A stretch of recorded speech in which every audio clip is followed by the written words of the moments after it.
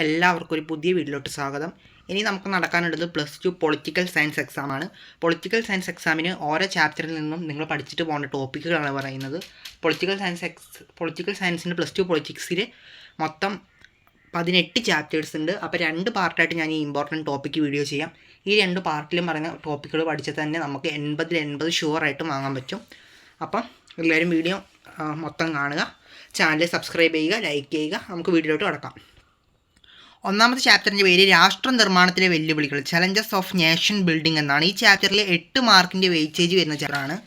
ഇവിടെ ആദ്യം പഠിക്കേണ്ടത് 3 വെല്ലുവിളികൾ, 3 ചലഞ്ചസ്. അതായത് നമ്മളുടെ സ്വതന്ത്ര ഇന്ത്യ 3 വെല്ലുവിളികളെ നേരിട്ടു, 3 ചലഞ്ചസ് നേരിട്ടു. അവ ഏതൊക്കെയാണെന്ന് 3 മാർക്കിന് ചോദിക്കും, ചിലപ്പോൾ 4 മാർക്കിന് ചോദിക്കും. 4 മാർക്കിനാണെങ്കിൽ വിശദീകരിച്ച് എഴുതണം, 3 മാർക്കിനാണെങ്കിൽ ആ 3 പോയിൻറ്റ് മാത്രമേ എഴുതാനുള്ളൂ.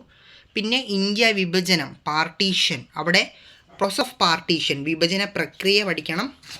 അതേപോലെ തന്നെ അതിൻ്റെ കോൺസിക്വൻസസ്, വിഭജനത്തിൻ്റെ പ്രത്യാഘാതങ്ങൾ എന്തൊക്കെയാണെന്ന് 8 മാർക്കിന് ചോദിക്കും.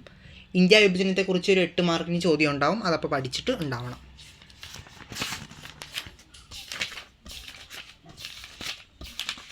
ഇനി സെക്കൻഡ് ചാപ്റ്ററാണ് നോക്കാനുള്ളത്, era of one party dominance, ഏകകക്ഷി മേധാവിത്വ കാലഘട്ടം എന്നാണ് ചാപ്റ്ററിൻ്റെ പേര്.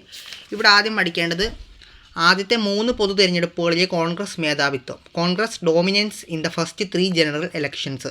ആദ്യത്തെ 3 പൊതു തിരഞ്ഞെടുപ്പിലും കോൺഗ്രസ് വിജയിക്കാനുള്ള കാരണങ്ങൾ എന്തൊക്കെയായിരുന്നു എന്ന് 5 മാർക്കിന് ചോദിക്കും, 3 മാർക്കിന് ചോദിക്കും, 4 മാർക്കിന് ചോദിക്കും, ഇടയ്ക്ക് 2 മാർക്കിന് ചോദിക്കാറുണ്ട്. അപ്പോൾ കോൺഗ്രസിൻ്റെ മേധാവിത്വത്തിൻ്റെ കാരണങ്ങൾ ഇമ്പോർട്ടൻ്റ് ആണ്, അത് നല്ലപോലെ നോക്കണം. പിന്നെ നോക്കേണ്ട ഭാഗം Congress as A social and ideological coalition എന്ന് പറയുന്നൊരു ഭാഗമുണ്ട്. കോൺഗ്രസ് സാമൂഹികവും പ്രത്യയശാസ്ത്രപരമായ ഒരു കൂട്ടായ്മ എന്ന നിലയിൽ. ആ ഭാഗം ഒന്ന് വായിച്ചിട്ട് പോകുക. ഇടയ്ക്ക് അവിടെ നിന്ന് 3 മാർക്കിന് 4 മാർക്കിനൊക്കെ ചോദ്യങ്ങൾ വരാറുണ്ട്, അത് ജസ്റ്റ് ഒന്ന് വായിച്ചു പോവുക. പിന്നെ ഇവിടെ കുറേ പാർട്ടികളെ കുറിച്ച് പറയുന്നുണ്ട്. സോഷ്യലിസ്റ്റ് പാർട്ടി, പിന്നെന്താ നമ്മളുടെ കമ്മ്യൂണിസ്റ്റ് പാർട്ടി, ഭാരതീയ ജനസംഘ്, സ്വതന്ത്ര പാർട്ടി. ഈ പാർട്ടികളുടെയൊക്കെ നേതാക്കന്മാരായിരുന്നുവെന്ന് വൺ വേർഡായിട്ടും മാച്ച് ദി ഫോളോവിംഗ് ഒക്കെ ആയിട്ട് ചോദിക്കും, അത് നോക്കിയിട്ടുണ്ടാവണം.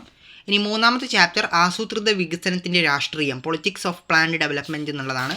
ഇവിടെ ആദ്യം പഠിക്കേണ്ടത്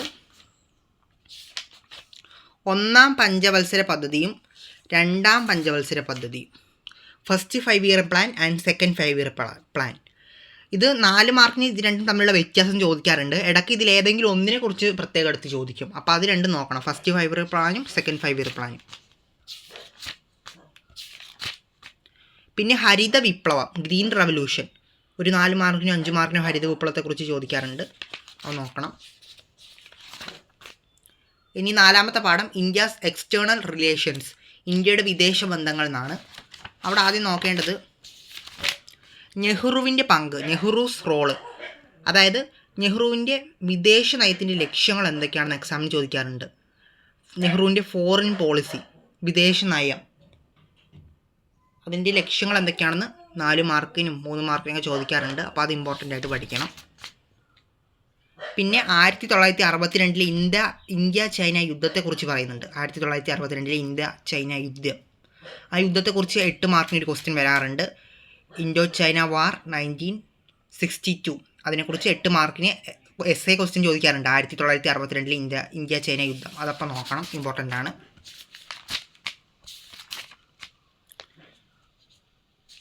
പിന്നെ ഇന്ത്യയുടെ ആണവ നയം എന്ന് പറയുന്നൊരു ഭാഗമുണ്ട്, ഇന്ത്യാസ് ന്യൂക്ലിയർ പോളിസി, അത് ജസ്റ്റ് ഒന്ന് വായിച്ചിട്ട് പോവുക, വല്ലപ്പോഴും ക്വസ്റ്റ്യൻ വരുന്നൊരു ഭാഗമാണ്, നോക്കിയാൽ മതി. ഇനി 5ാമത്തെ ചാപ്റ്റർ കോൺഗ്രസ് വ്യവസ്ഥ, വെല്ലുവിളികളും പുനഃസ്ഥാപനവും, challenges to and restoration of the Congress system എന്നുള്ളതാണ്. ഇവിടെ ആദ്യം നോക്കേണ്ടത് 4ാമത്തെ പൊതു തിരഞ്ഞെടുപ്പിൻ്റെ പശ്ചാത്തലം, 4th ജനറൽ ഇലക്ഷൻ 1967, അതിൻ്റെ കോണ്ടക്സ്റ്റ് ഓഫ് ദ ഇലക്ഷൻ, തിരഞ്ഞെടുപ്പിൻ്റെ പശ്ചാത്തലം എന്തായിരുന്നു നോക്കാം. അതേപോലെ തന്നെ കോൺഗ്രസ് ഇതരത്വം, 2 മാർക്കിന് ചോദിക്കാറുണ്ട്, എന്താണ് കോൺഗ്രസ് ഇതരത്വം, നോൺ കോൺഗ്രസിസം എന്താണെന്ന് ചോദിക്കാറുണ്ട്, അത് നോക്കണം. പിന്നെ 2 മാർക്കിൻ്റെ വേറൊരു ഭാഗമാണ് കൂറുമാറ്റം, ഡിഫെക്ഷൻ എന്ന് പറയുന്ന ഭാഗം. പിന്നെ 5 മാർക്കിൻ്റെ ഒരു ഭാഗമാണ് സ്പ്ലിറ്റ് ഇൻ ദ കോൺഗ്രസ്, കോൺഗ്രസ്സിലെ പിളർപ്പ് എന്ന് പറയുന്ന ഭാഗം. അവിടെ നിന്ന് 5 മാർക്കിന് ക്വസ്റ്റ്യൻ വരാറുണ്ട്, കോൺഗ്രസിൻ്റെ പിളർപ്പിലേക്ക് നയിച്ച കാരണങ്ങൾ ചോദിക്കാറുണ്ട്. Split in the Congress important ആണ്.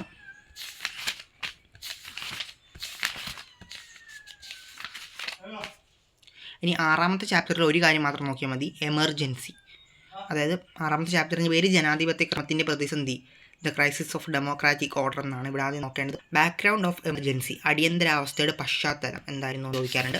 അതിന് അടിയന്തരാവസ്ഥയുടെ കാരണങ്ങൾ എന്തൊക്കെയാണെന്നും മാർക്കിങ് essay ആയിട്ട് ചോദിക്കും. അത് ഇമ്പോർട്ടൻ്റ് ആണ്, പഠിച്ചിട്ടുണ്ടാവണം.